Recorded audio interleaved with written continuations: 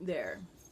It wasn't aligned properly. So because of the misalignment, I decided to stop and restart.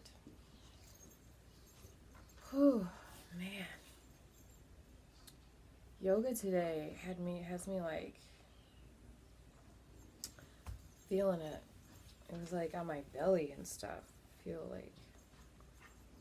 feel tired. Very tired. Hey Ben. Hey Chelsea. Hey Liana. Thanks for joining me. I feel tired. Maybe peaceful. Am I tired?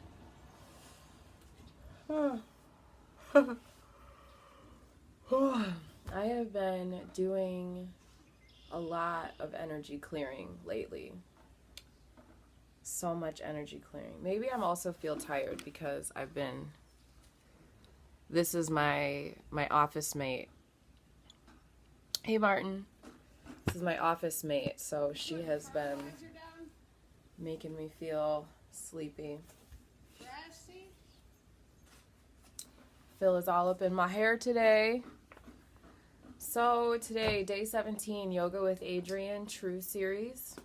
The idea is to uncover and allow yourself to shine. So today, the topic was charisma.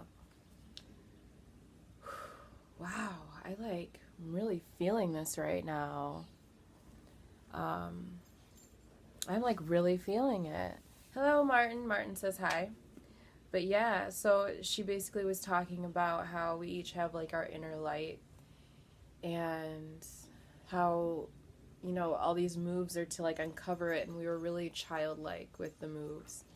Like how we were laying flat on our bellies with like our hands right here and kind of like moving our hips, and we took an extra long happy baby pose and like played with it, but like the idea was to be playful, not just like happy baby, downward dog. It was like, how can you move and find happiness and put your own charisma, your own special light, your own unique flavor to it. And like it reminds me, maybe I need to get off this pillow. It reminds me, oh, that feels good. Find what feels good. Anyway, that reminds me about how I've been doing the Date Yourself Challenge and how I'm making it unique. And because I had these ideas, and I decided to pull from different avenues that had helped me in my own healing journey, and then to like kind of box it up and like give it to somebody else and say, here, what can you do with this? It's like my own charisma, my own light, my own special flavor, Bradley flavor, Date Yourself Challenge. It's just really beautiful. And it's really beautiful watching all of the people grow and shed these old layers of themselves. Liana, you are an inspiration. So glad you're in my life. Liana, I want to tell you, when I first met you, when I was living in that hotel room, I took one look at you and I was like, I want to be her friend. I was like, this girl right here, I want to be her friend. And thank you so much. There were a lot of blockages that I had, and like I said, I've been clearing them because I know what it was like to be blocked up and to not allow my innerness to shine, to feel, what was that word from yesterday? I don't even know if I could find it. It's probably my other notebook. To feel suppressed, feeling suppressed. Hey, Savannah, thanks for joining me today. I'm glad to see you here. To feel suppressed within myself. I refuse to let that baby rising. I refuse to do that again. Hi, butt. So because of my highly suppressed life from before, I now actively just tear it away. I'm like, oh, is this where I seek suppression? Savannah says, I miss your face. I miss your face too.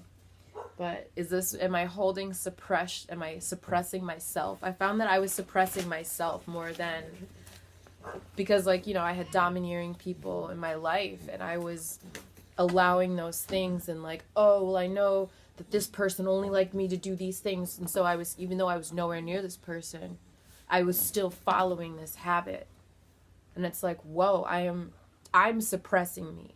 And even when I was with that person and they were like, do it this way. And I was like, okay, do it this way. It was me that did it. I chose to listen, and I chose to allow myself to be suppressed. And recently I've been forgiving myself, finding forgiveness within myself for allowing other people to dictate my actions. And that's another reason why I am going out, I'm stepping out, I'm doing this. And even now, like, I see the people in my life, and like they like push me, and like it's like funny because I'm like watching them push, and I'm like, are you really trying to do that with me right now? But it's like it's all of this breaking free and this uncovering, this beautiful journey. I'm amazed at it. And like what's funny is I remember in 2015 I was like, I'm so healed, I'm so good, drinking every day, smoking hella cigarettes, not living in the current moment, you know, selling my attention for a quick buck, you know, not really giving my all and putting my heart into things, actively poisoning myself. I'm healed, I'm good. Bradley, sit down, be quiet. maybe it wasn't sit down and be quiet. Maybe it is be loud and get proud or whatever. They say June is Proud Month. It's not just for gay people. It's not just for trans people. It's for people. Be proud of who you are in this moment, in all the moments. And, you know, if you like to wear your hair a certain way, wear your hair that way. If you like to be loud and boisterous, do it, man. Just do it. Whatever is you, do it. Charisma, your light. Let your light shine. Just like I'm letting my light shine. Liana, at least you had the seeds of change in you. Yes, I did have the seeds of change. I think one of the things that really started me changing was when I was still married and I was sitting around with these people. I lived in West Branch, and I felt myself dying. I felt like I was decaying. Like, is this it for me? I was like 20, oh my gosh, like 20, early 20s, 23 maybe. And I was like feeling myself dying and decaying and growing old. I was getting fat. Like I had Noah and I had lost all my baby weight, but then I gained it all. I gained like 30, 40 pounds back, and I just stayed at like 180 to 200 pounds. And I was just like living my life, just like on autopilot. And I was like drinking every day. Not all day, because I had a young baby, so I refused to drink all day. But I did drink every day. $300 a month habit. But, where is it going with this? I decided to go back to school and get my degree. And I was like, because the people I was talking to, I really just craved intellectual conversation, and you don't really get intellectual conversation when you live in a small town like that. So I went back to school. I did it online. I remember sitting there that day. It was September 30th. Or was it the 20th? I remember sitting there that day being like, how are you going to pay for this, Bradley? How are you going to pay for this? I was like, don't care, click. And I like hit submit. And I was like, well, just registered for school. And then I started in 2010 and I graduated in 2015. And my school at the time was based in Iowa. So if I was going to graduate, I really wanted to walk across the stage to prove that I accomplished something. But it was in Iowa, so I thought I'd be going to Iowa for graduation. Well, that year they decided to move their campus out to San Diego, California. So I was like, California? I've never been to California. What? So I went to California, and what's funny is my ex, I was like co-parenting and like co-living with my ex-husband just so we could like homeschool. It was so much easier. We all just lived in the same house. Hey, you do Tuesdays and Thursdays. I got Monday, Wednesday, and Friday, okay? It was easy. But I remember him being like, you need money for bills. And I'm like, I'm graduating. He's like, no, I need these bills now. And I'm like, you can have your bills later. How many times am I going to graduate in Southern California? How many times am I going to have this opportunity? And it was like interesting to see like, wow, we are different ass people. You are like hella, I mean, his bills are paid. He pays his bills on time. Good for you. I was not that person at the time. I was like, ooh, shiny, you know, but like, whatever. And I didn't know how I was going to get there. And suddenly $2,800 made its way into my life. Bought plane tickets. Paid for the hotel. I spent $250 on, you see this piece of paper? On the, what's it called? On the frame, I spent 200. Yeah. Who cares, right? Whatever. I wanted it. And I decided to change. And like, it was when I decided to go to school again. And then when I finally finished school 5 years later.